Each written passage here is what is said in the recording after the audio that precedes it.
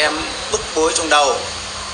Sáng nay vào khoảng 7:30 em cầm con dao từ trại nhà em giấu vào một cái áo, đi sang nhà con Việt. Con Việt vừa đi ra khỏi cổng, em chém luôn, vẫn đang ngồi trên xe máy. Một phát vào đầu là chém tiếp 2-3 nhát tiếp theo, nó gục xuống. Em mục đích là vào nhà để em đuổi thằng Hiệp, con trai nó, để em chém giết nó.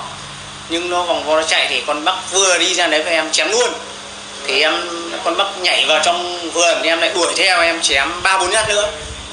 Khi con Bắc gục xuống, em chạy ra, em đi ra khỏi cổng, ngó nghiêng không có gì, em lại quay lại vào thì em và em đuổi con Nhung đấy, thì nó mới chạy vào, biết con này vào thì em mới dùng cái chuôi dao ấy, em đập vào cửa kính, nó chốt cửa thì em mở cửa kính ra thì nó lại chạy cái lối cửa bên nách, nó chạy ra.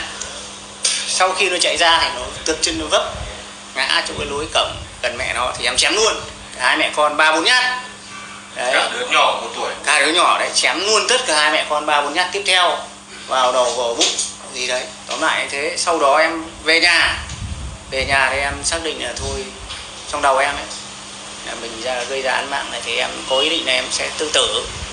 cái thời điểm anh đang chém những người nhà ông kia thì trong đầu anh đang nghĩ cái gì?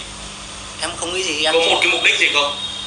có mục đích là em sẽ giết bằng được cái thằng Hiệp. Ngay ban đầu là ý định là trốn trước ấy, là giết bằng được mẹ con nhà nó. Chỉ vì thằng em đuổi con nó thì thằng Hải nó mới hô để chém mẹ chết đi, thì em mới thấy nó hô thế thì không biết nó có cầm dao không, em quay lại phát thì em chém luôn đấy. Cái mục đích ban đầu chỉ là thằng Hiệp thôi. Mẹ nó, con Việt và thằng Hiệp. Mục đích của em là như thế. Sau này em không kiềm chế được tốc độ bản thân em thì gặp bạn em thấy gia đình nó em chém tất.